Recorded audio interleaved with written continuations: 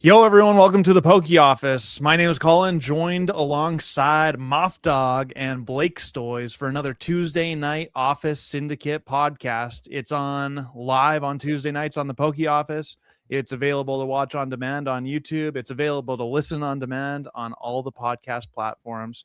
So hit us up in the chat if you're here. Gentlemen, how are you guys doing? Great. How are you guys? I'm doing well. Excited to have a conversation. It's been a busy couple weeks since Collectopia, but yeah, feeling good. Feeling good about everything. Yeah. We were all just chatting before hitting the live button, and it was like, yeah, we're all doing really good, but we're all really tired at the same time, which maybe it's the February blues. Like, it's cold out, a little snowy out, and the sunshine's still not up all the time. I don't know. Felt like Weather's been awesome. Yeah, other than the snow today or yesterday. You got snow? But that's fine. I'm not complaining. I'm not complaining. It's been a good winter. I want the universe to know I'm not mad about a little skiff of snow. You guys are all just scared of complaining. I am scared. I feel like it's going to be bad karma. Yeah. Oh, man. So big stuff happening in the Pokemon space. So I think it's going to be a good podcast. I titled today's The Boom and the Risks.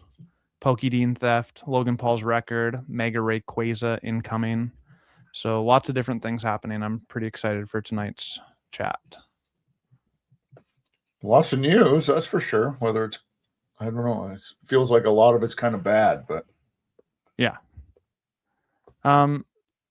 Where do you guys want to start? Like, I kind of see this evening's podcast cut into three different sections that probably all intertwine together, but we have like the theft and the growing like bad players in the hobby.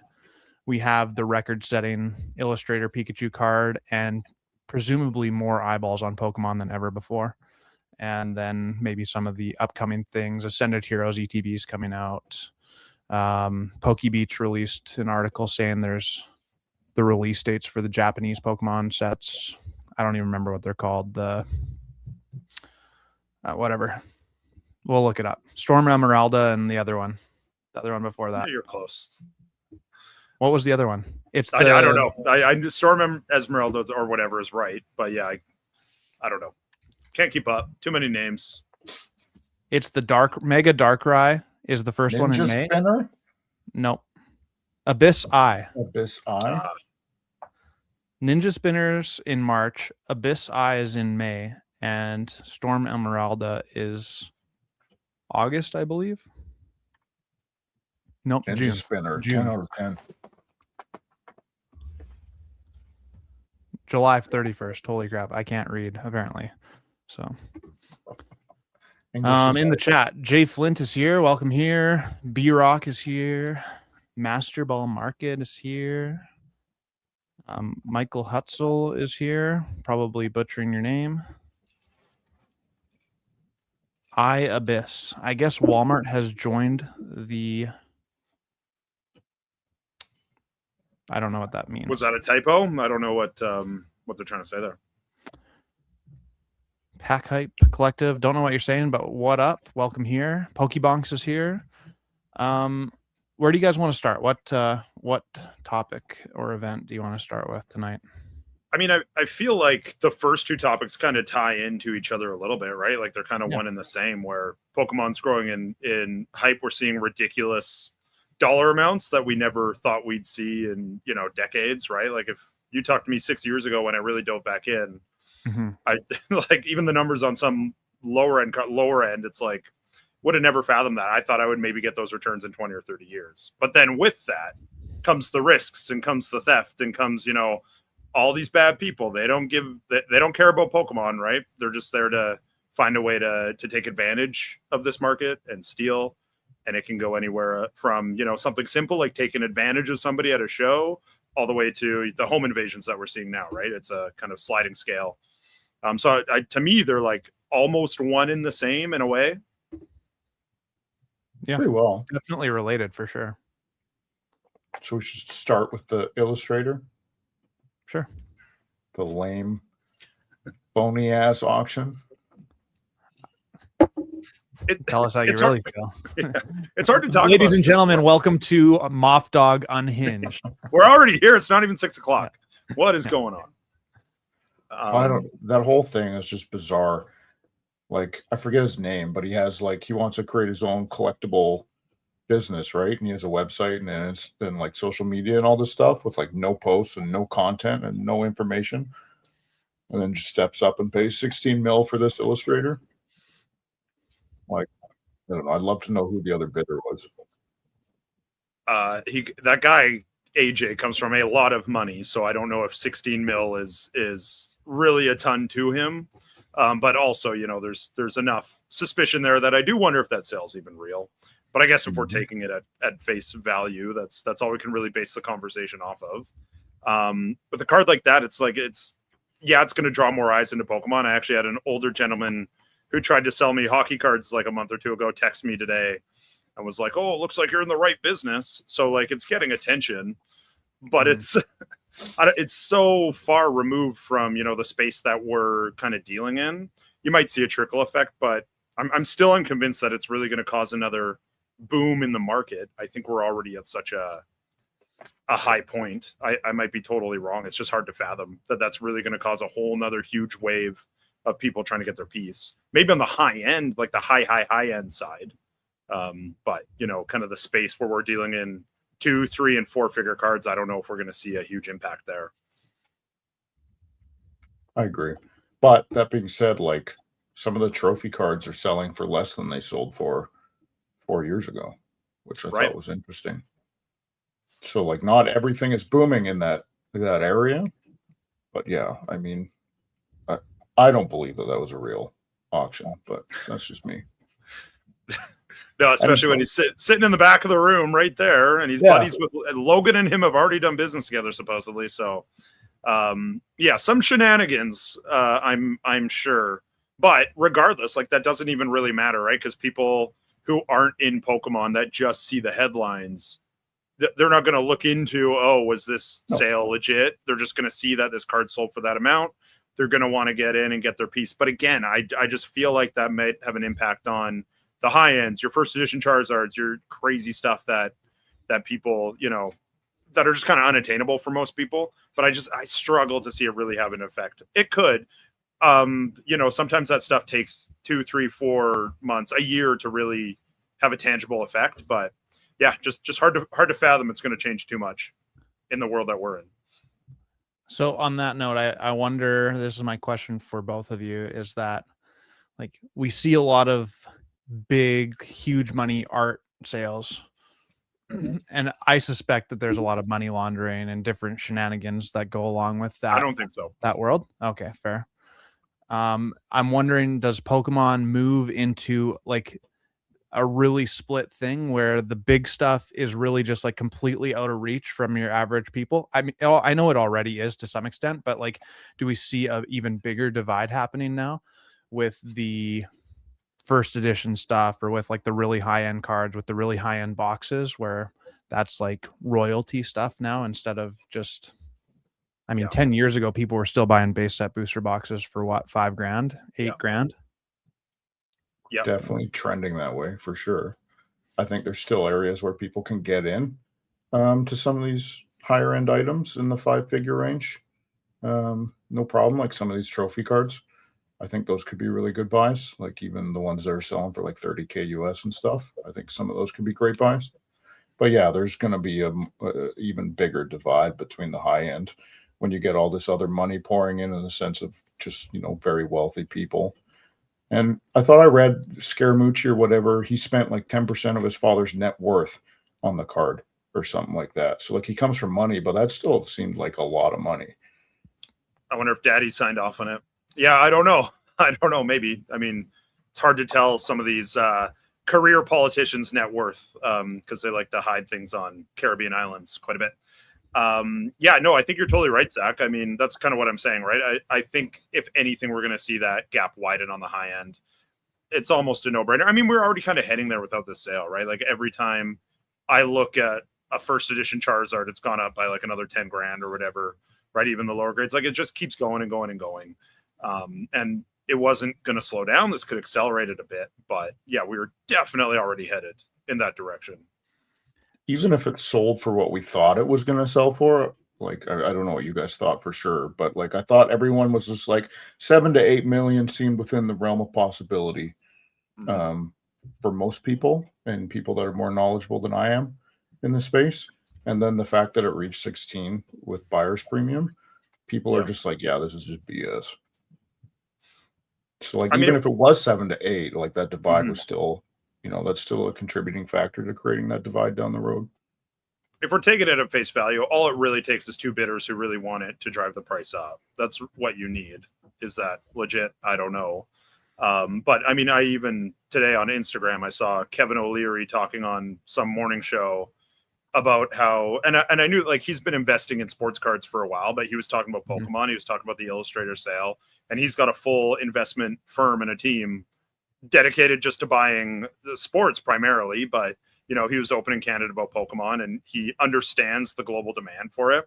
So that's, to me, that's just a little kind of insight into what some of these bigger investment firms, these people, these venture capitalists who are willing to kind of get creative and go into more niche areas. Like they're already thinking about trading cards as a space to invest, and Pokemon being on the forefront. Like there's PSA grades more Pokemon than anything else.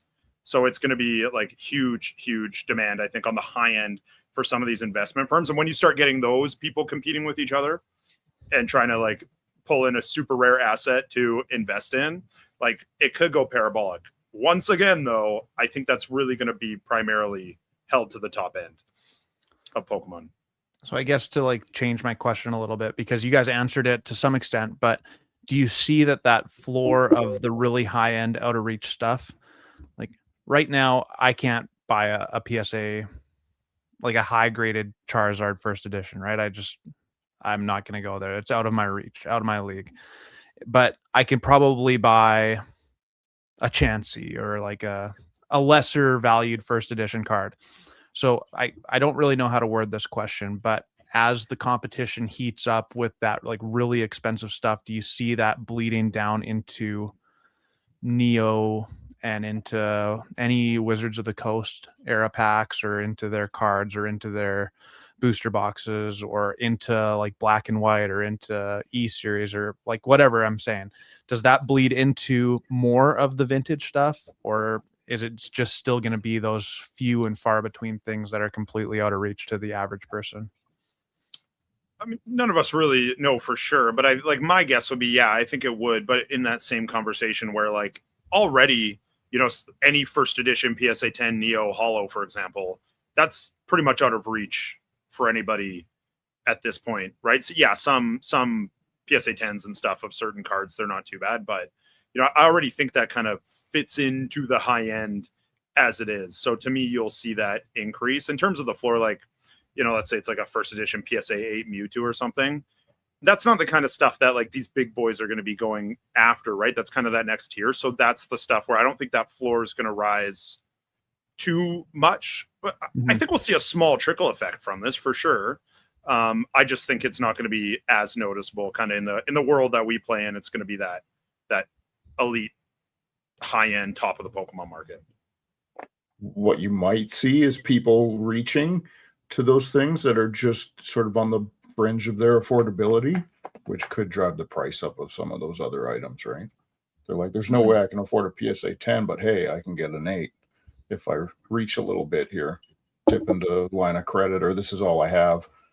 I think that will happen. People chasing sort of what their grail would be in terms of affordable for them too.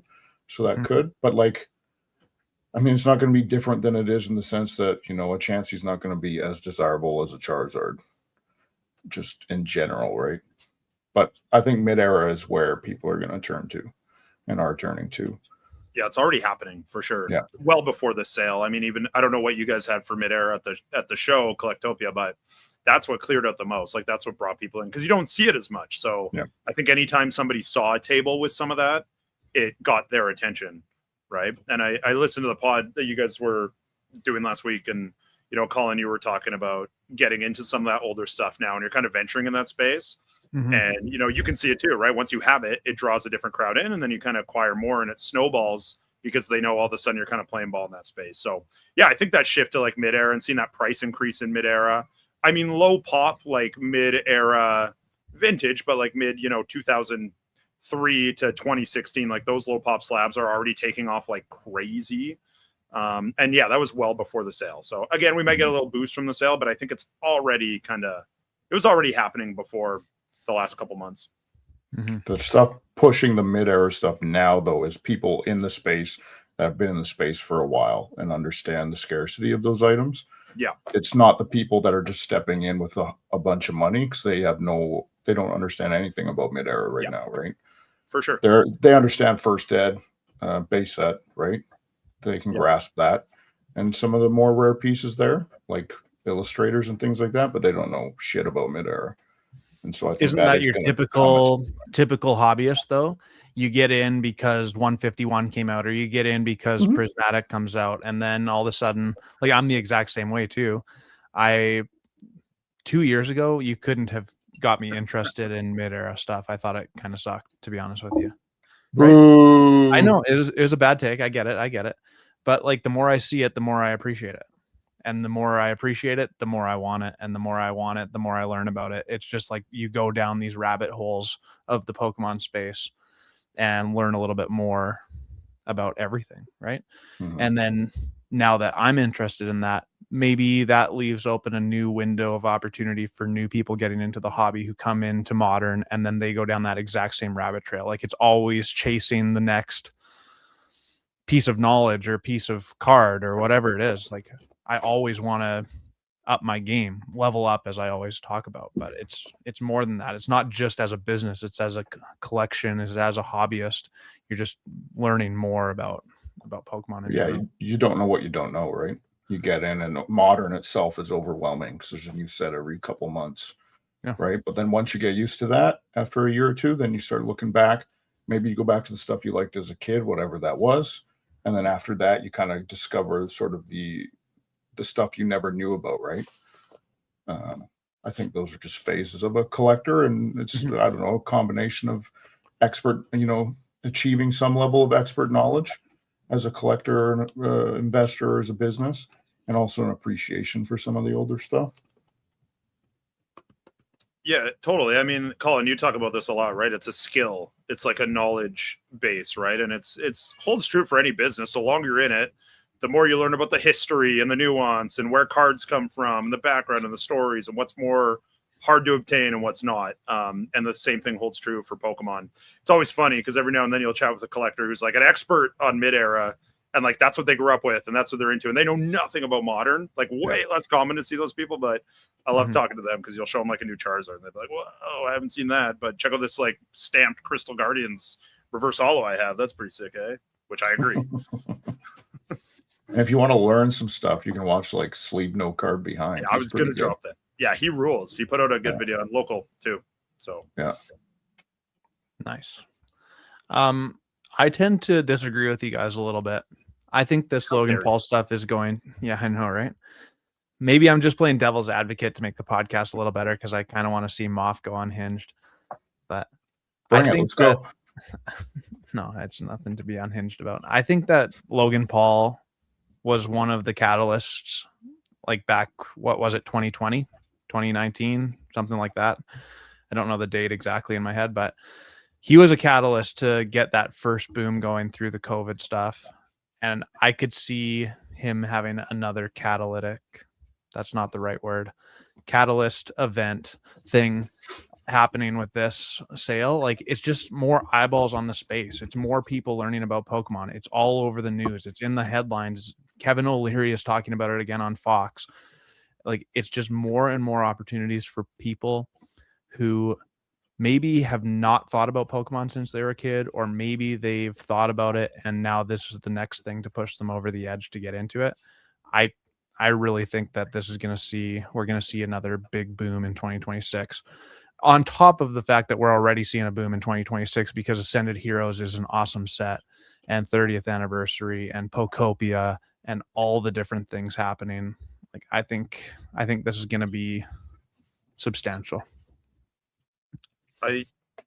it's hard to say you're wrong. Like I think sometimes I have blinders on, and that's why I kind of feel the way I do where it won't, where it's like everybody who is going to get into it is already in the hobby. And I already meet so many new people every show. There's no way there's more people. And the prices are already as high as they're ever going to be. Like I definitely tell myself those things. I'm ready to be proven wrong. I hope I'm going to be proven wrong. Like more people is good for business, better prices or higher prices. You know, it's good for the stuff I'm holding. Sure. Maybe not good for business immediately, but good for that. So yeah, it's, you know, it could be a good thing. It could happen, but it's just hard for me to fathom. I think I'm ready to be proven wrong. I just can't wrap my head around that right now. Because it is hard, because like you said, you meet new people at every single show you go to, people who look through a binder and it's like, oh, this is my first week putting together my own binder. And this card is so cute. And wow, I didn't even know this card existed. Like you meet those people literally every show. And yet there's millions of people who know about Pokemon and that probably haven't touched a card. I don't know. What do you like? So in your mind, what is the outcome of this in terms of popularity and growth? Like what's going to happen over the next 12 months? That's a good question. I think we're going to see prices continue to rise. I think that the only thing that can possibly help it is the new print facility, but that's like still, it feels like 2 years out. And I don't think Pokemon, like Blake has said, they're going to be pretty conservative, I think. And so what are they going to do? Print it so much that it ruins the hobby? Like, I don't think they want to do that. I think they're in a really good zone right now where their stuff is selling out and they just can turn the printers on and on and on and print more money. You don't want to screw that up. So I don't know. To answer your question for sealed product, this is my opinion. I think Ascended Heroes is going to drop this Friday. Prices are going to maybe come down slightly and then start rising up. Wave 2 comes and we're going to see another wave of where the prices come down and then start going back up. Then Perfect Order comes out and people are going to open it for like 2 or 3 weeks and get bored and turn back to Ascended Heroes. Chaos Rising is going to come out in May, and it's going to be the exact same thing. People are going to have the chase for the Greninja, but then turn right back to Ascended Heroes, just like they did with Prismatic Evolutions. And then we're waiting, well, kind of having like sprinkled 30th anniversary stuff all throughout the year, but we're waiting for that October drop of the 30th anniversary, which people are going to get excited about again. Like, have you guys seen that thing? It's the Gengar fighting Nidorino. Yeah, like that looks freaking awesome. Like they do such a good job of bringing us new stuff and then still pulling on the nostalgia heartstrings. And I don't know, I'm just excited about it. I think that more people are gonna keep coming into the hobby, and I think prices are gonna be really hard, and I think people are gonna still love gambling. So on that note, like Zach, you were around during this time. I think Colin, I don't know if you were, but when the 25th anniversary dropped, that set is kind of seen as sort of the start of the dip that we had. You know, kind of people got excited for it. There were lineups outside card stores. I remember that morning. But after that, it really, really quieted down.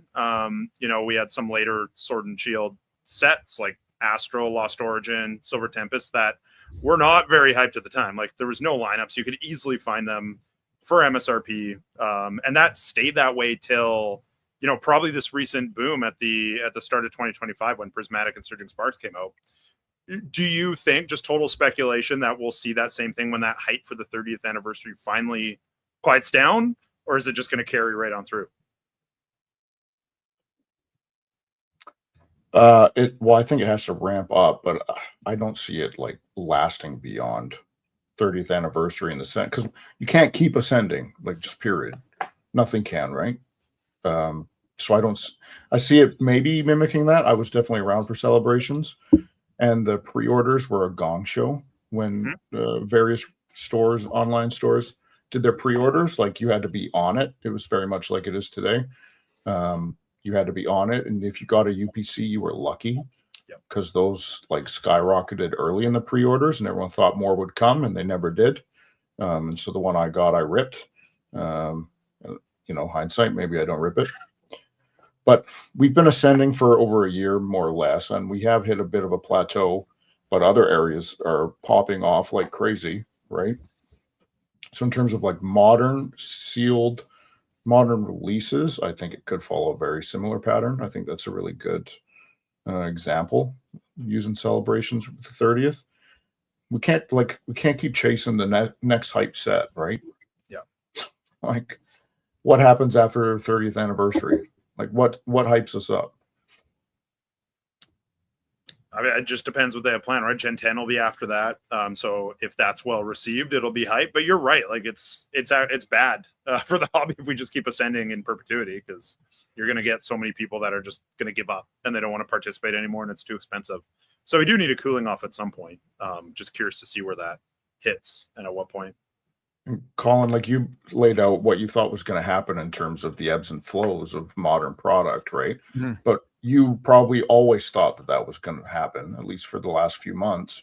I think all of us probably followed the same mindset, right? But this Logan Paul thing happens and it's 16 million. So do you think that just makes the swings more wild in the sense that more people are in, so the demand is going to be higher, and so our quantity demanded, that equilibrium price point, is going to be way higher for some of this stuff early on? Like, do you think that this is going to impact the Ascending Heroes pack price? I'm not entirely convinced that we're going to see like a direct correlation between Logan Paul and Ascended Heroes, but I do think that more eyeballs means that more people will test the waters of buying a couple packs, or maybe joining a rip and ship for the first time, or whatever, looking at Walmart for product, right? The thing that I think is actually going to happen, I think as more eyeballs happen, Kevin O'Leary talks about things and different people like that, I think more and more people are actually starting to see Pokemon as a legitimate investment vehicle. And it's easy to get tunnel visioned because I've been in the YouTube space for like 3.5 years now, talking about Pokemon investing and watching everyone who talks about Pokemon investing. But I think your average person just still thinks it's a card game that you can collect shiny cardboard that's pretty cool and build a binder, right? So the fact now that cards are selling for $16 million, whether it's true or false, it is irrelevant because people see the headline. They're not going to read the article. So then they start going down the rabbit trail of looking up Pokemon investing, and they're going to find the Reddit thing and all the stupid posts about like, hey, is this a good investment? And what do you think of my collection? All that kind of stuff. And then they might click on a YouTube video, or they might search our podcast, or they're not going to search our podcast. I hope they do. Yeah, they will. Yeah. All that stuff though, if everyone wants to start building a sealed collection of one booster box, or of one collection box, or of one booster bundle, if more and more people are doing that, it's less product available. I don't know. I'm thinking about it as I'm talking, because I'm kind of just rambling, because your question's a good one. I'm not 100% sure what we actually see there, but I do think, like, just in a general sense, more eyeballs on the product means less product available. Mm-hmm. Whatever that means. Yeah. And it's going to be impossible to measure, right? Yeah. What you can actually attribute to this Goldin auction, right? Yeah. So it's just an interesting thought of what impact, because when this happened, when he did his stuff in 2020, like it seemed like people that were getting back into it were getting back into vintage. It wasn't a modern thing. And so I wonder if this sort of props up vintage a bit more, like early WotC stuff, maybe base set through Neo kind of thing. I'm curious if, people go back to that, because that stuff pulls at the heartstrings of people our age. I'm curious. And then after that they moved to modern, because that's what it sort of seemed like. I got back in I was off for maybe a year or a year and a half when 2020 stuff started happening, and my friends were collecting vintage, and that's how I found out that it was getting popular again. But I jumped into modern. I didn't jump into vintage at that point.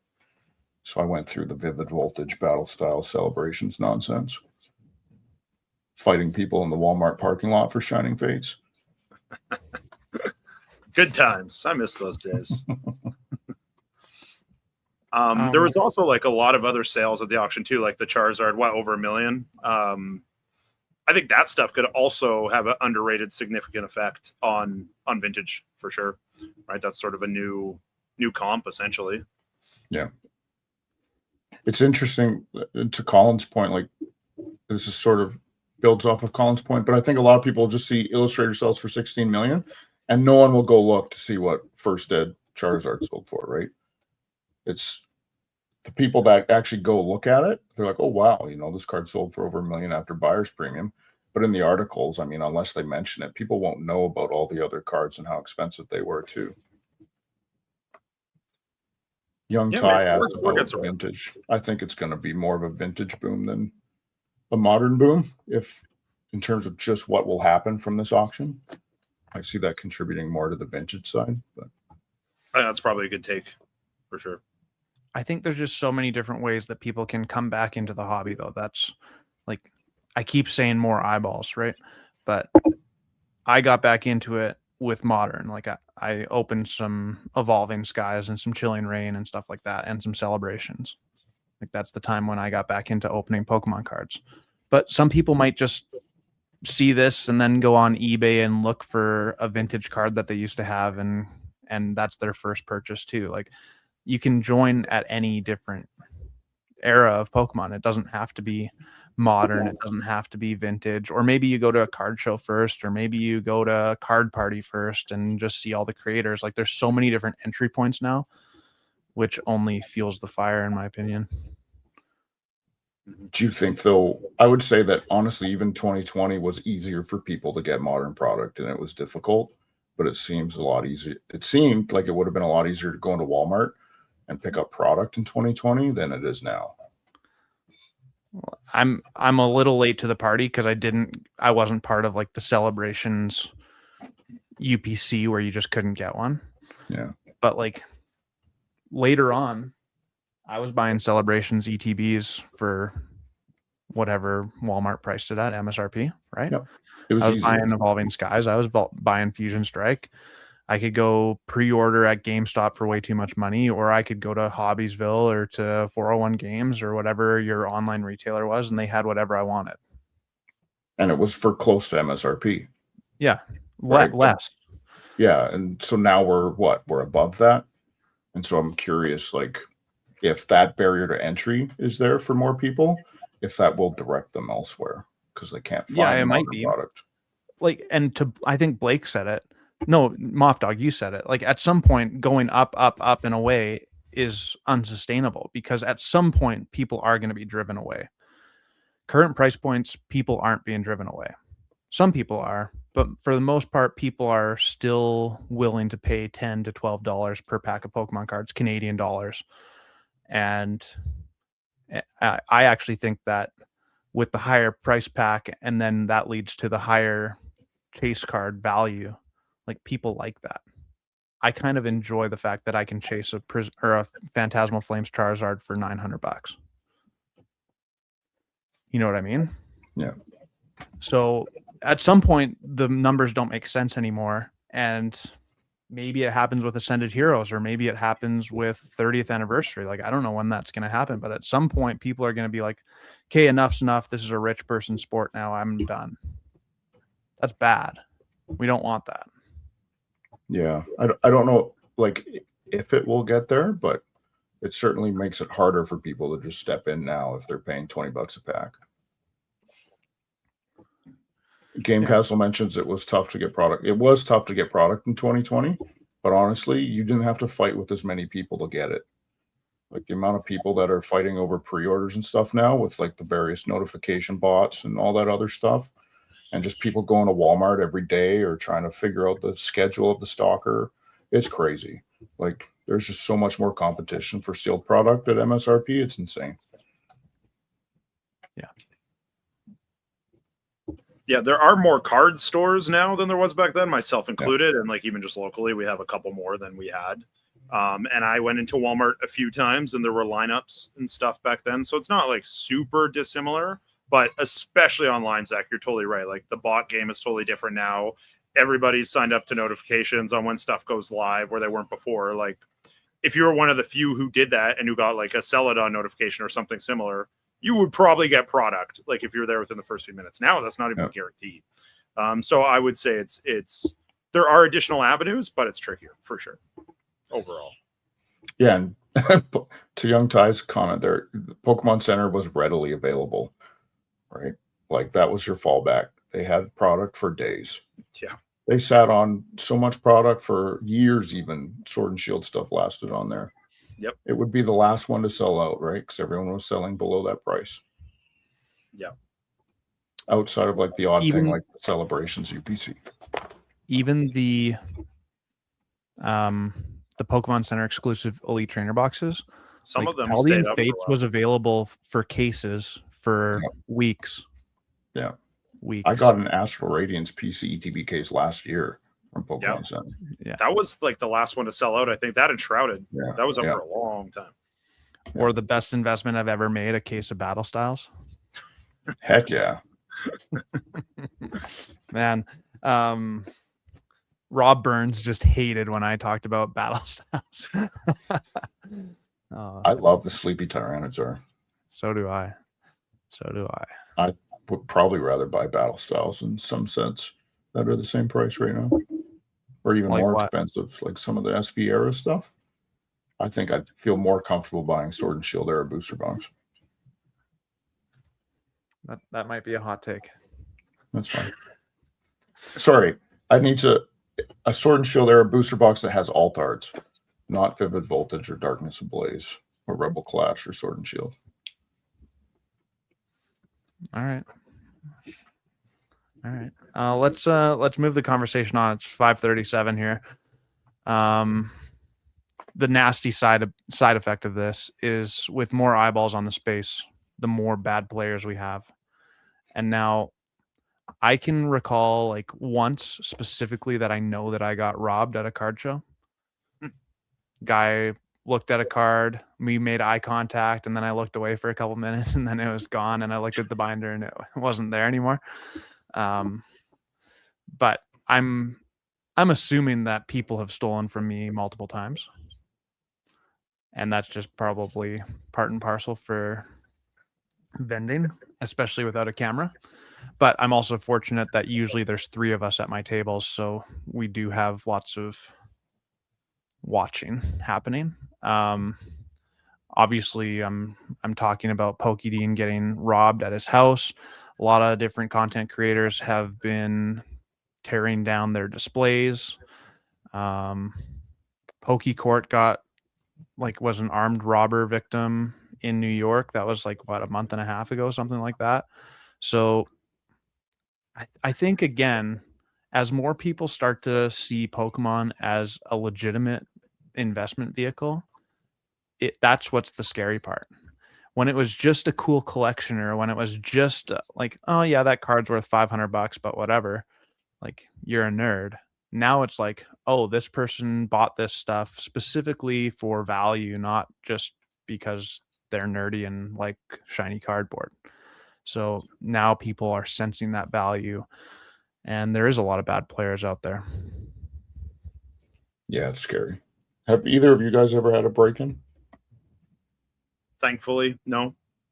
I haven't even really had a close call. Like I have cameras. I've had cameras on my door for a long time, and I'm pretty sure nobody's ever come to the door and tried to open it, which is great. But yeah, it's scary. I mean, we're all of us, and probably most people on the stream, have quite a bit of money just sitting there. It's as close as you can get to cold hard cash in shiny cardboard, and it's not hard to sell if somebody gets their hands on it. Pretty much like any bigger card, you can sell it almost instantaneously, and then it's gone into the abyss, right? So it's a scary time for sure. It's changed. Like Colin said, it's no longer just, oh, my prize jewel is a couple $100 now in my collection, and it would take somebody in really dire straits to break into my house just to rob that card. But now, especially for those people who flaunt their collections and show it off, if somebody really wants to find out where you are, and they know what you have, there's a lot of incentive there to break in and take advantage of that. And it's pretty scary. So like we were talking about before on the podcast, but I'm ramping up security in my house. There's a reason why I don't post a lot of like what I pick up unless it's something particularly cool that I want to show off. But like I don't pick up I don't show what I have. I don't show my personal collection. I don't really show the buys that I've done. It just doesn't. It's not worth it. Just doesn't make sense. Anybody, if they really wanted to, could find out where I live locally here. Just for those watching it, like take it super, super seriously. You're never going to fully protect yourself, but be safe. It's people, do bad things for a lot less money than what a lot of us have sitting in our houses right now. Insure it. Hard to do. So I was like 13, I think, and we went away for Christmas and we came back from the holidays and someone had broken into our house. We pulled into the driveway and there was like a vacuum attachment in the driveway from our vacuum, like just one of the add-ons to the hose. And it's like, what? That's weird. And then right away you get like that feeling there's this feeling you get in your gut, and it's like you've just been completely violated. And you walk into the house and everything's thrown everywhere. So it's like there's the financial aspect, which is awful. And if you can insure against it, that's great. But like you don't really get peace of mind after that ever again, even if you increase your security and your cameras and stuff. And so I feel for the people that are losing, stuff that's very valuable, but at the same time, like your home is supposed to be your safe space, right? And if someone comes into that without your permission and rummages through all your stuff and takes a bunch of your belongings, it's pretty fucked up. And honestly, anyone that has done that or is going to do that, I hope that it happens to them so they understand what it feels like. And I hope they go to jail too, because I think it's one thing to break into a store and take stuff, like not condoning that at all, but violating someone's personal space and home is just totally fucked up, especially if they have kids. So I feel for Dean, especially like coming home to that. The weirdest thing about the people that broke in, they stole my Pokemon cards, my N64 games and stuff, but they left the PlayStation and my gaming PC. And it was just like, and they took food out of our freezer and towels, and they went through our coin bucket and they left all the pennies behind, but they took all the silver stuff.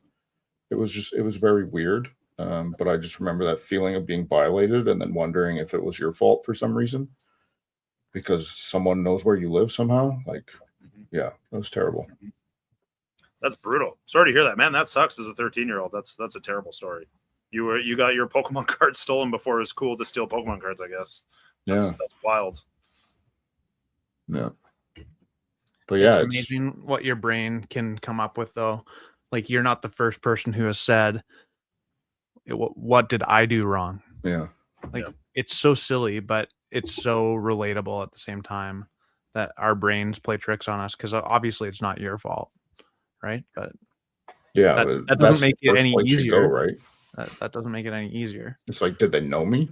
Like, do I know them? Have I invited them over before?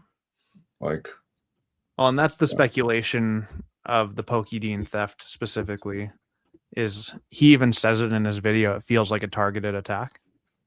And partly because he's a content creator, like he's fairly well known in the space. But I mean, it's different for whatever reason. It's the same crime, but it feels so much different that it was his personal residence rather than a storefront. Like someone had to probably follow him home or like find out where he lives. And that's just a violation of everything already. And then rummaging through all your stuff, that's also a privacy violation. And like, it's a really nasty business. I thought it was kind of weird. Like, I didn't watch his video. I watched some other people's stuff and clips. I just thought it was weird, some of the stuff that they left behind. Like, we're talking boxes worth $1,000 a pop, and they left those. Yeah. It was just, I don't know. We've seen it in Canada too here, right? Like, I think Tyler Jones, who's kind of known in some of the groups, he got robbed in Calgary or Edmonton or something. So like it's happened close to home as well. And Colin, you said, don't like like, don't victim blame yourself, but you should almost like get in that mentality ahead of time and be like, what am I doing wrong to prevent this? Right. Sure. And kind of think about like the steps that you're taking to prevent it. Like, it's not your fault. Anybody who breaks in, like, that's pathetic. And it's horrible that you would violate someone's space, but try and get that mindset of like, what if somebody does want to break in my house? What am I doing to prevent that? You're never going to be perfect. If somebody really wants to get in, they're going to get in, or they will, try their damnedest to, but you can at least make it a little bit harder and protect yourself after the fact, whether it's footage or anything like that, to, try and track down whoever came in. Yeah. Cameras for sure. Yeah. I recorded my video for tomorrow right before we got online here. And that you said something like, you just make it a little bit tougher. If someone really wants your stuff, they're going to get your stuff. They could bring a gun or a knife and they can smash a window. They can do whatever. But if you put some preventative measures in place, it just makes it a little bit harder for them. It makes them think twice about it, like cameras or like a safe or like insurance or like extra deadbolts on the lock or whatever. Something to make it a little bit more challenging. And I'm definitely taking steps to make my place a little bit more challenging and for sure. And I've also thought, like, we can change the conversation here, but we got a big card show coming up this weekend. All three of us are going to be vending there. One of the more exciting ones of the year for all of us. And like, I hate to say it, but what a prime opportunity for someone to come find a lot of valuable goods in one room. Yeah. Right. So like, even when traveling or when meeting people for collections, like, what this has really done is it's changed my mindset exactly to what you just said, Blake. What am I currently doing wrong? Well, I'm going to fix that right now because I want to set myself up for, like, to be as safe as possible. Yeah. And if you're listening to this and you're, running a show or something, like Colin and I, we were texting before Collectopia. And when I saw Collectopia post, like, what kind of security they were going to have, that actually like changed the game. That made me really excited about things like that. That was a huge stress reliever. So if you're putting together an event or something like that, like, take security seriously. Maybe invest a little bit extra in having one or two other bodies there for the day. That will make your vendors very happy. And then you'll mitigate, a disaster from happening. It might not prevent it, but at least it makes it a little bit harder, like we've been talking about. So it's your home and it's also in public too. That was, something I thought about today. Like, we go to all these shows and there's no security. Mm-hmm. And for the most part, we don't really think anything about it. And then you go to Collectopia. And of course, they had security there for other reasons, for the most part. But you're like, oh, wow. And then you start thinking about it. You're like, there's a lot of cash in this building. Yeah. There's a lot in cards in this building. Like, maybe it makes sense. And so now I'm curious, like, should that become standard practice for some shows that are bigger and have higher traffic? Having at least security of some kind? I think it should. I would pay more per table to make sure that we have some extra security there. That does not bother me in the least. I prefer that. In fact, I'd rather, if it's transparent, it's like, hey, why am I paying $50 more for this table? Well, we're hiring, another couple people, or the RCMP's coming for a few hours, or whatever it ends up being. Right. That's really, really valuable. I mean, think like even at the show this coming weekend, between all of our tables, all of our product, every vendor that's there, we're going to have more money than, a bank probably keeps on hand, like your average bank. And they have a million times more security than there will be at a show like that. Right. Just to put it in perspective. So it's a real issue. And I think anybody, whether you're organizing shows or whether you're keeping product at home, or again, whether you're out in public, like, be safe, like, think about safety measures. It's that time. I'd like to point out, Kuyon says he can't run a business from a safe. Kuyon, it's pretty simple. You get a walk-in safe, dude. Like, they're not that expensive. Stop being cheap. Just buy an old 1910s bank and you'll be good. Yeah, that's perfect. Me and Josh were talking about this stuff last night. And Josh said, like, there's something to be said, though. At least we live in kind of conservative country. Like, if someone came into the show this weekend, like, there'd be a handful of people that would just mow down the culprit, right? Like, you get a group together with some guys. People are in there strapped. What's that? You think there's people in the convention that are strapped? Mowing down is probably the wrong word. I'm thinking like, Oh, they're bringing I didn't mean it like lawnmowers. that. I get it. Like we could tackle someone. Like there might be a couple injuries and a couple deaths, but I feel like No big deal. I feel like they wouldn't get that far because there's a bunch of people who would just be like, nah, screw this. We're The done. news headline: 3 dead in Poke office robbery. Game Castle has a 12-inch long blade in his.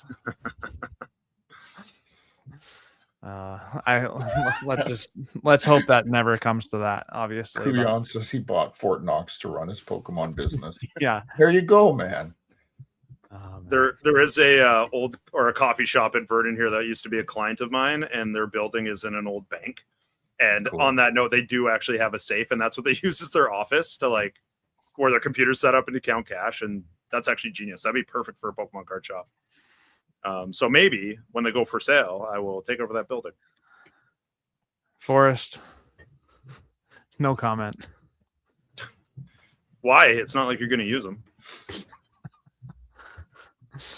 Oh man. Sorry, Forrest. That was mean. No, it's pretty good. Yeah, I enjoyed it. It's 5:52, gentlemen. Any other hot topics to talk about in the space, or is it Moffdawg unhinged half hour? I'm good, but you wanted to talk about some of the new stuff? Yeah, I think like honestly, it was just kind of the title. We kind of covered lots of it already. We can certainly talk more. I'm not ready to turn the conversation off already, but like I kind of gave you my rundown of what I think is going to happen. I think Ascended Heroes is going to run the show. And I just meant the new sets. You were talking about the new sets and the Poke Beach stuff. There's my mountain of ETBs that just showed up today. Where? So, I'm not jealous. Where's the mountain?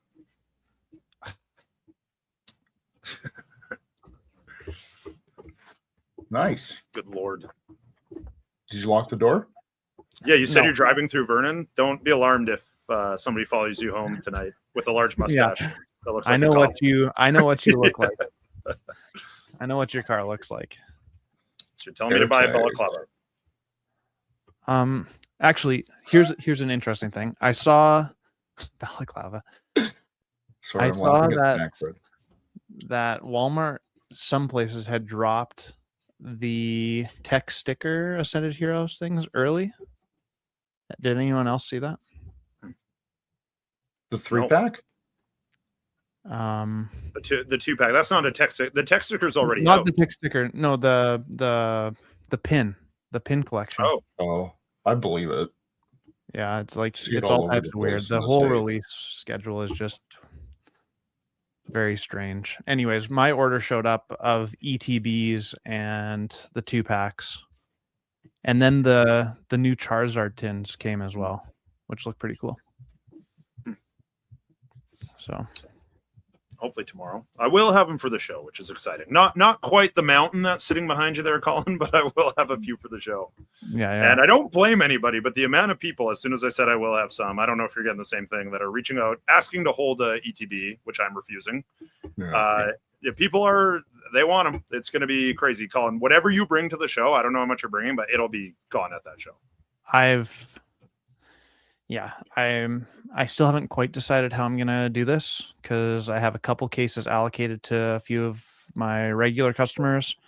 I got to have some for my Thursday night live stream, so come hang out on Thursday nights, and then whatever's left for this week's worth will come to the show with me.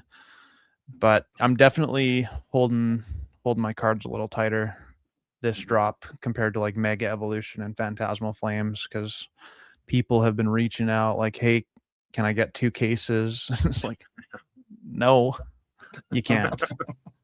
What do you mean I can't? Like I don't actually say no. I say yes, but you'll have to wait till restock. Yeah. So, because the demand is high. I've talked to 2 other stores. Actually, one of them was London Drugs, and they're only getting 20 ETBs as well locally. One of the other stores is getting 20. I'm getting 20 on the first wave. So it's really not a lot like to go around. I think these ETBs will be like heavily fought after here. No, seems like and most stores are getting a small amount. you live in a small town, but there's Mhm. well over 60 people that want an ETB. Oh. And those 60 people want way more than one ETB. They will be the people here. They hop from store to store as they should in any town. So like you get 20 people and the ETBs are gone. Just even at one per store. Yeah. Does London Drugs have it on release? The one here is supposed to. Okay. Yeah. They usually do. Actually, my London Drugs here is pretty good. I haven't been to a drop since I got my own store. But traditionally, they were really, really good. At worst, they might have a very limited stock, like Prismatic. I think they had 2 ETBs on release day or something. So it's crazy. But they do pretty much always have whatever product comes out on that release day. Not 100% of the time, but they've been quite good. Walmart's a little more hit and miss locally anyways. EB Games allows 3 ETBs per person? Wow. Is that real? Sorry, I was talking to my dad there for a second. 3 at EB Games. I didn't know that either. It's a lot. That's It is a dumb. lot. So the 2 people in line are going to get them? EB The gets other a 8 decent camping stock. out don't. I don't I think don't know the what EB ours Games get. in Kamloops gets a very decent stock. The one in Kelowna had quite a bit for the Ascended Heroes drop. It was actually, I remember a conversation. They do allow for a pretty decent sized limit, but they did have quite a bit of product from what I heard. I'd be shocked if ours had more than 10 ETBs. Interesting. One of my buddies was there for, I think, the Ascended Heroes, and 12 people got. Like they had 36 3-packs. 36 3-packs. So 12 people in line got their stuff. I think Forrest was one of them, right? I bet you that's who told me. No, I think it was someone else. But yeah, crazy stuff. Crazy stuff. And what comes next? Like Wave 2 is going to be a month late. So hopefully I get more tech stickers Wave 2 like in a week or a week and a half. So like I have the 2-pack things. Pretty cool. I should open one. Do it. And then what? The ETBs, the tech stickers, Wave 2, and then Wave 2 on the other thing. And then we're getting the poster collections and stuff like that in March. Yeah. Is the booster bundle March too? April. No, April 24th. Like as I talk through this with you, my mind immediately changes again. The price is just going to remain extremely high. There's just not enough product. I can't imagine that there's It'll any dip for like a week and a half and then right back up.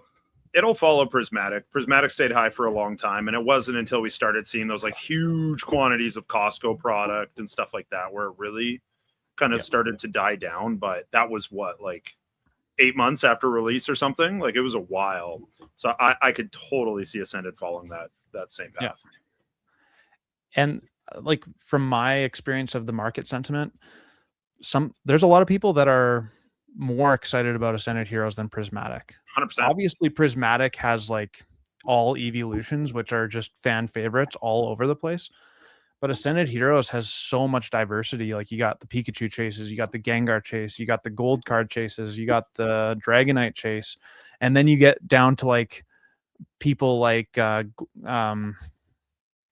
Matt who wants the Scrafty, and then some people think that the Hawlucha is the best card ever. Like there's just all different types. Moff likes the Frostlaps, and I like for Alligator the most probably.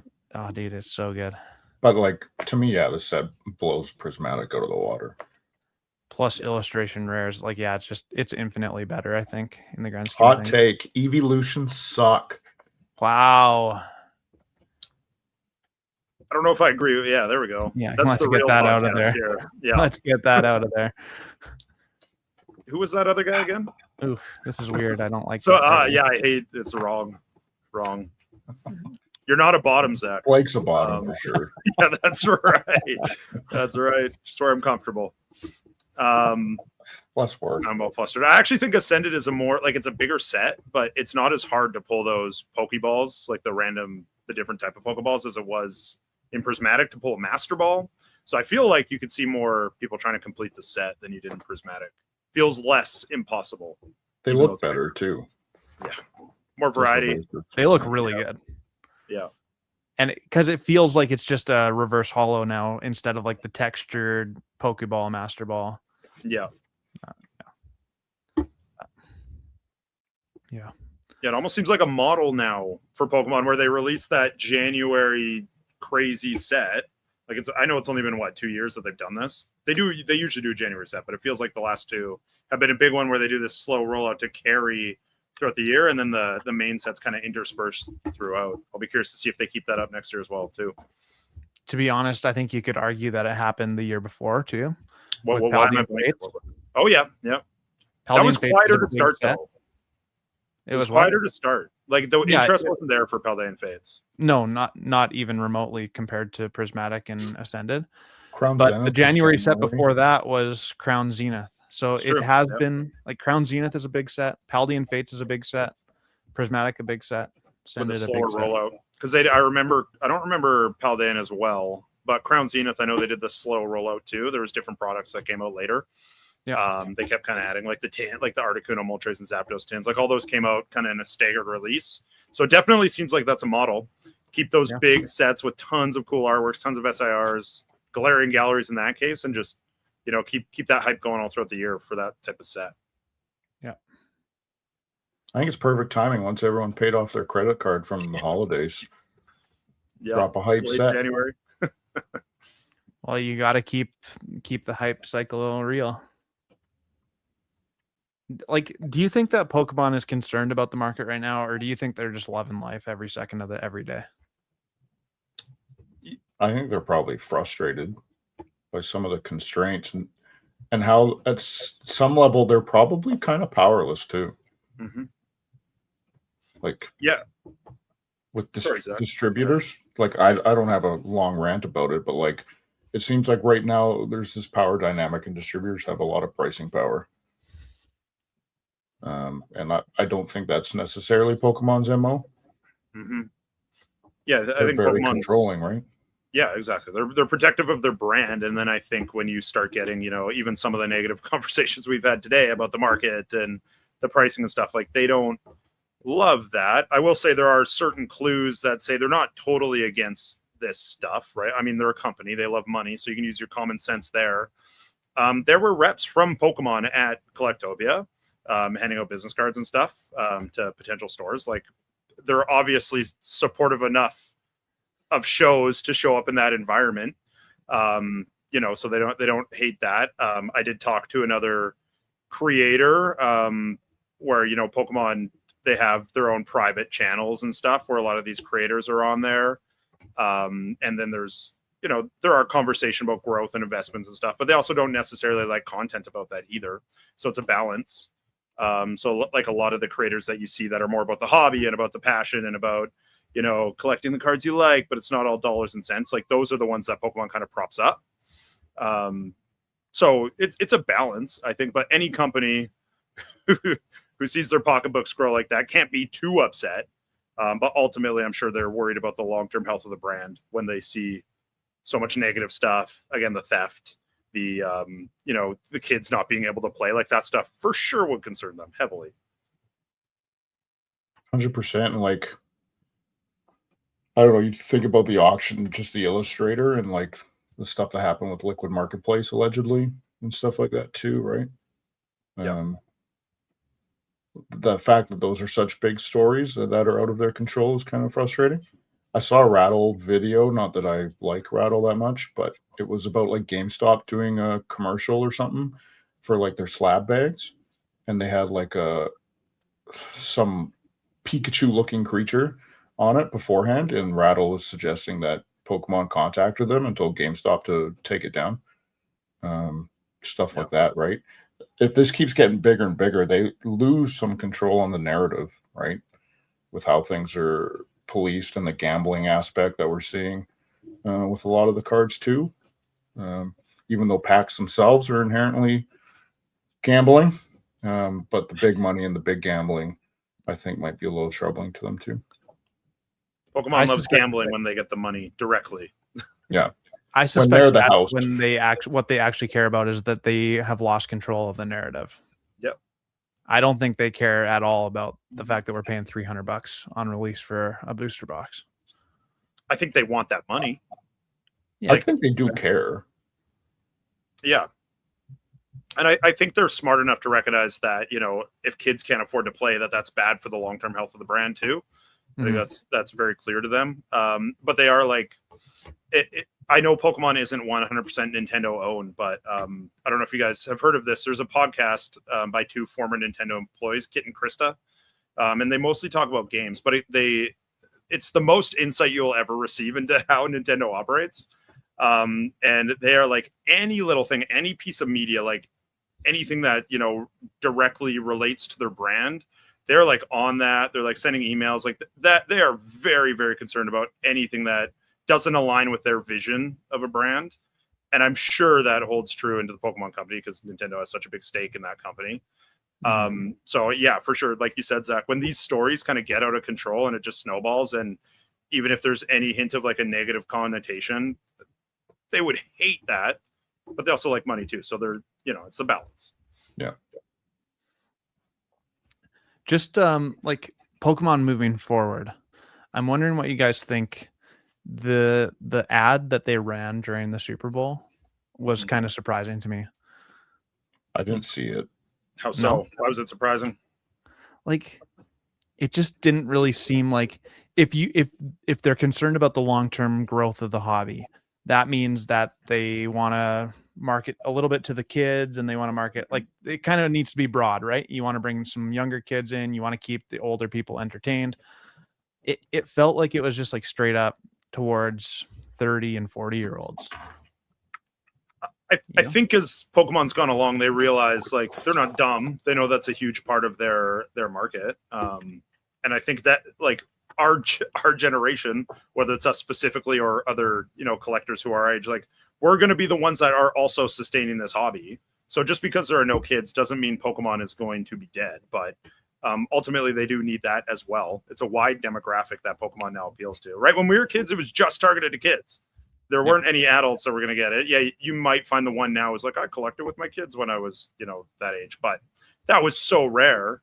But now they're like, as the years have gone on, that demographic has just gotten wider and wider, and they're aware of it, and they're smart enough to market to it. So when you see ads like that, I think that's the intent. I mean, even look at like ads for Nintendo Switch games too. It's not just kids playing Switches like it used to be. It's like adults having drinks at a party, all busting out their Switch.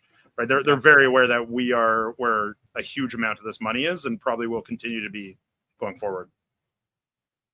And 30 and 40-year-olds are the parents of the kids too. Yep.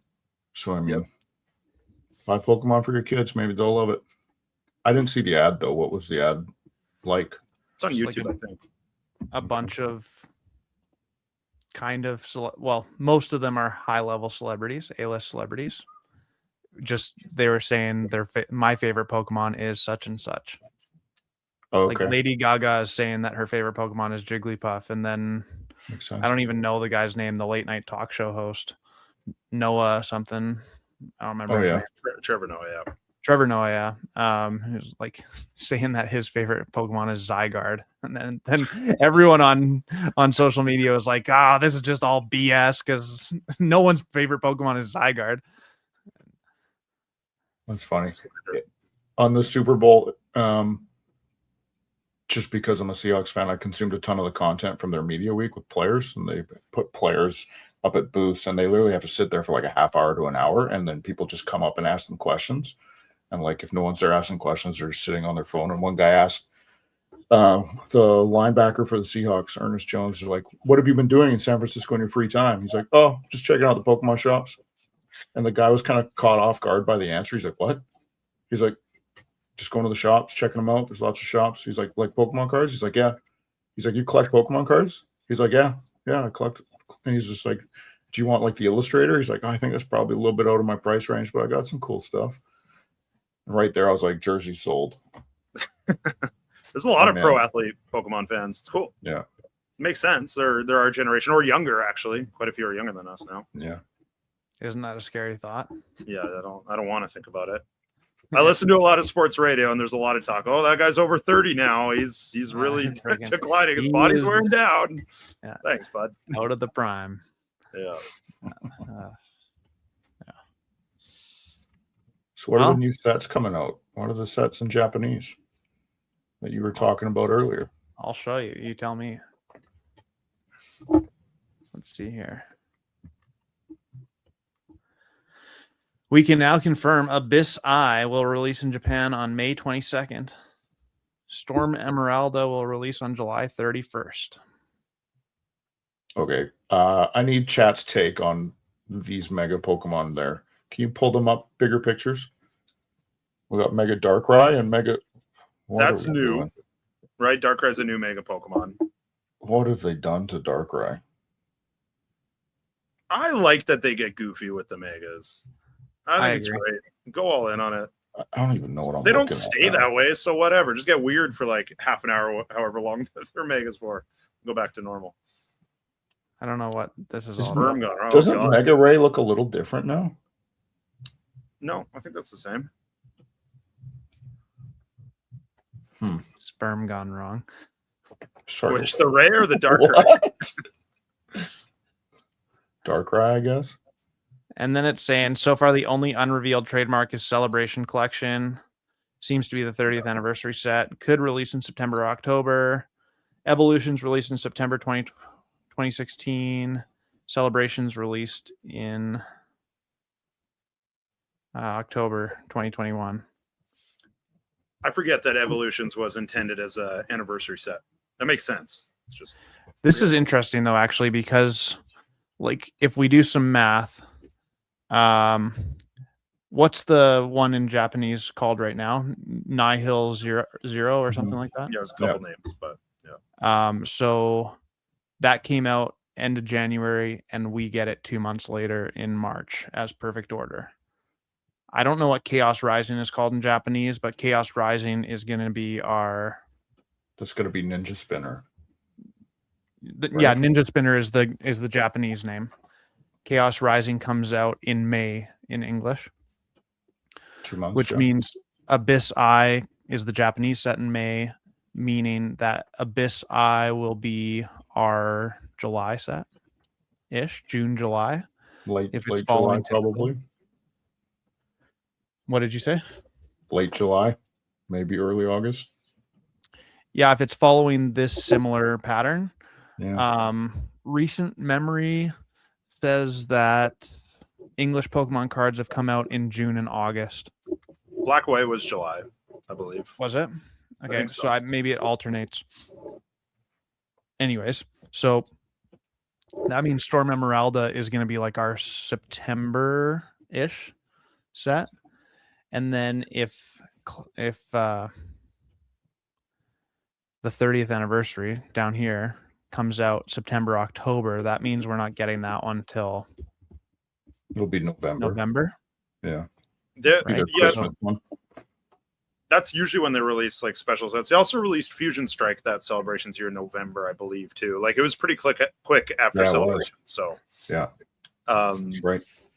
And then I think Brilliant Stars was like only like that was January, so they were hammering them out pretty quick there. So we could see something like that where it's just set after set after set for a sec. It feels like there's one that's missing for 2026, right? Like what's come out, and we have Ascended Heroes, then Perfect Order, then Chaos Rising, then Abyss, then maybe that is 6. That's so 6, yeah, we're fine. Okay. I think Magic's pushing out 7 this year somehow. It's crazy. Yeah. I mean, I know it's too fast, and there's a lot of people, especially the people who can't afford Pokemon right now, who want it to slow down, but this has just legitimately been Pokemon's business model for 10 years. I don't think they're going to stop. They're going to continue pumping out new sets to keep the TCG pumping along, to keep the market pumping along. Like, I don't see them slowing that down. I think 6 in a year is a little bit more than historical, though. I think they've added a special set. I think the standard sets, it's the same rate. I think they've added a special set every year for the last, 2 or 3 years now? Yeah, like that. That's it. So it used to be 1 specialty set and 4 main sets, and now it's been 2 specialty sets. Yeah, 5 a year it used to be. But even like Pokemon Go and Crown Zenith were right around the same. Like they were very close together. Yep. Specialty sets in Sword and Shield came together quite closely as well, because you had Champion's Path and then followed by Shining Fates, like almost back to back, kind of like 151 and Paldean Fates. Those were, Celebrations in Pokemon Go came together quite quickly.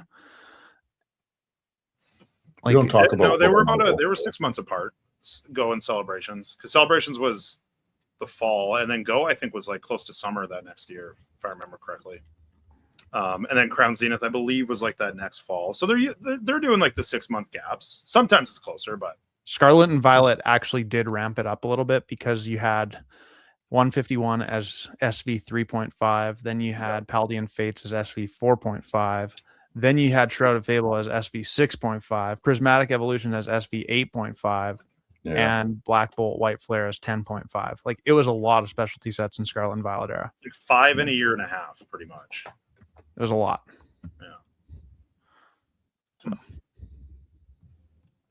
So I mean, I guess if you think about what whoever said it earlier on in the podcast, it kind of makes sense that January is this big set, and then we have a couple smaller main sets, and then we have another specialty set midway to later on in the year, followed by one more main set. Like, kind of runs the show. Yeah. I've got predictions. Well, I don't have predictions. I want to ask you guys for predictions and the chat. At some point, we're going to get some leaks on the 30th anniversary stuff. It might not be for a couple months, but I want to know what you guys think will be sort of if they're going to do a classic collection again and bring back some of the old stuff. I see tons of AI nonsense of what people think are leaks. What do you guys think is going to be in the 30th anniversary?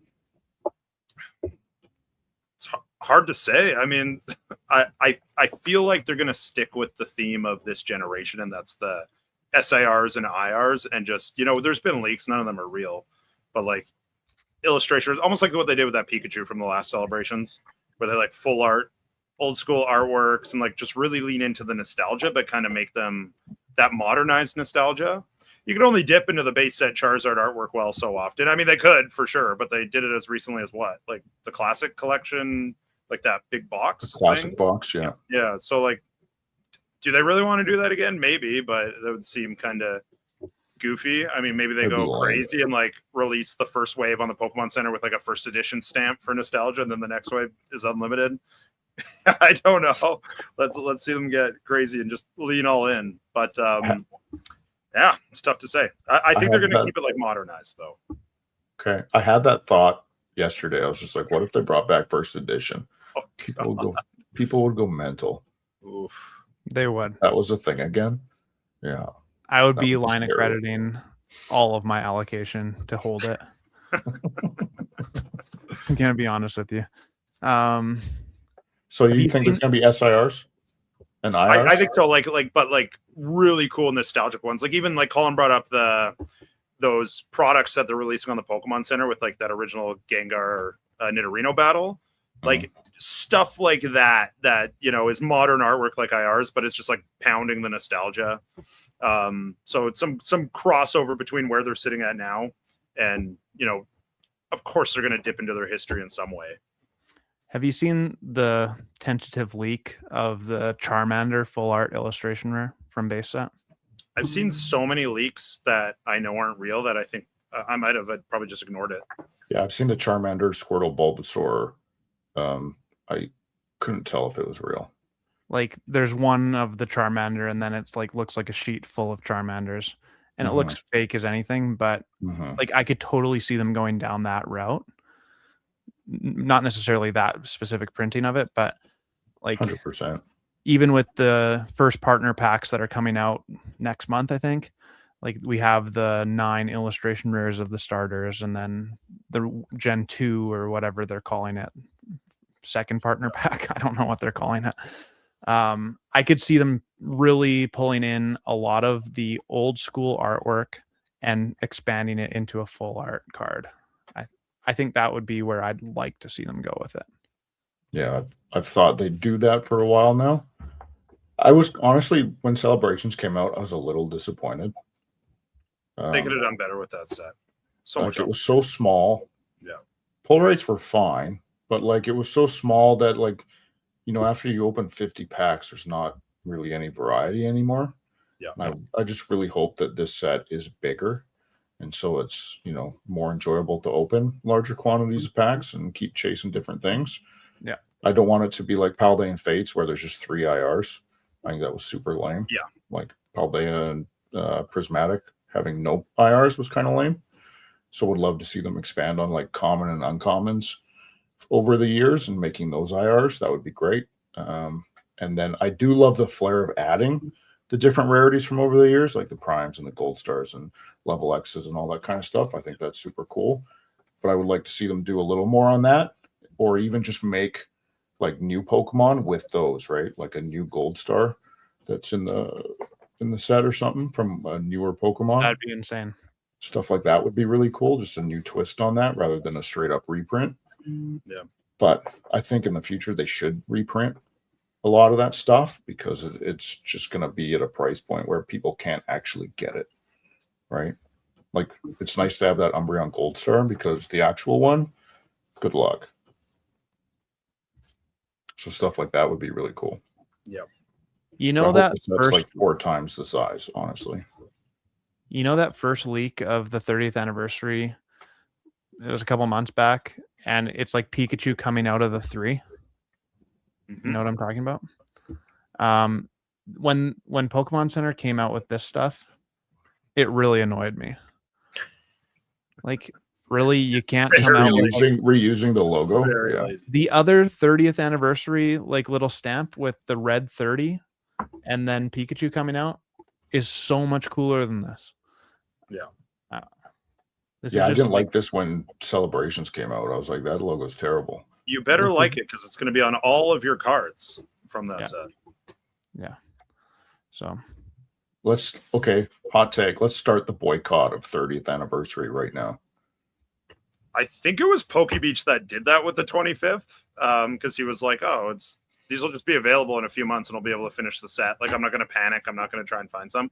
And he was right. So I'm sure if you really wanted to be patient, you'd have no problem with the 30th anniversary. It'll be tricky to find it first, but it'll be just like every other set. It'll be available later. Especially if it's a small set. No, I won't boycott it. I have a business to run. Nice try, Zach. Yeah. I do think you are on something that Pokemon is going to continue pulling on the heartstrings of us. And there's going to be new gold star cards, or there's going to be new numbered gold star, going to be new whatever, right? I think they're going to continue following old patterns in new ways that continue breaking the hobby for us. If they use that logo and they just put it in the bottom corner instead of the set name, I'd be all for it. But like stamping that big fat one on the side, oh God. That'll be Moffdawg Unhinged when the leaks come out and that logo slapped all over the cards. It wouldn't bother me so much if it was a different logo and they did that same concept where they put it pretty big on the card. Like, that's fine. But to have the same logo with different numbers and then that slapped all over the cards, once again, that's a little much. I think it's fine on reprints. I think on reprints it makes sense. Like if it's a reprint of an expensive card, I think it makes a lot of sense to have a big stamp. But the other stuff, I don't think it makes sense. Yeah, it's goofy. Just have it new. Yeah. Yeah. Or just do it smaller where the set picture used to be, like WotC era. Mm-hmm. Just put it down there below bottom right of the picture kind of thing. It's a good way to do it, but they won't. No. They're so good, and yet they're so bad. There's so much room for improvement, Pokemon. So if you're watching... Yeah. They're taking our critiques. The biggest company on the printers and figure it out properly. You know, in Gen 11 of Pokemon, I bet you any money that there's going to be a couple characters named Moff, Blake, and Colin. Oh, I'd retire at that point. I would have made it. Yeah, they got about 3 million people to go through first. Yeah. No. What are the odds in the next 5 years, if we keep doing this, that anyone within the Pokemon company hears this podcast? Like, I'd say 2%. pretty good if it's 5 years. Oh, Okay. for sure. Okay. Yeah. You said anyone in the company, right? Anyone So in the that could company be, working that out could of be- Redmond, Washington, there you go. Yeah. We got US. Okay. All right. If you're I'm just listening, gonna- Pokemon Company, I want to comment either live or after the video's done. I want to know you're watching. Yeah. I need that street cred. Just give us the eyes emoji. Yeah, yes. Yeah. We'll know. And that's going to do it for tonight's podcast, ladies and gentlemen. Thank you for joining us. We weren't really too deep into the chat tonight, but we'll get back to it again shortly. Always like your guys' opinions and input. As for the three of us, if you are anywhere local in British Columbia, we got a big card show coming up on Saturday, Okanagan Collectors Fest at the Coast Capri Hotel in Kelowna. I think it's Saturday 9 to 4, if I remember correctly. Does that sound right, Blake? Yeah. That 9 to sounds 4. right. Beautiful. So hopefully see some of you there. I do have to give myself a shout out today, so I'm going to put myself on full screen. I just put the pre-order for the Prismatic hoodie up on the pokeoffice.com. So I just got it reworked. The hoodie is super nice. I just picked it up this afternoon. And if you want to support the channel a little bit and grab and showcase your support for Prismatic Evolutions, that is addicting, you can go order one now, or a t-shirt. Check out all the links. Moffdawg is on YouTube. He's on Instagram. He's on eBay. Blakestoise is on Instagram. He's the biggest Canadian seller on eBay. He is a total boss. And I'm on all of the socials as well, but not nearly as much of a boss. And I don't have a mustache, so it's hard to compete. You can grow on. It's true. Okay, y'all. Have a great night, and we shall talk again soon. Peace out. Peace.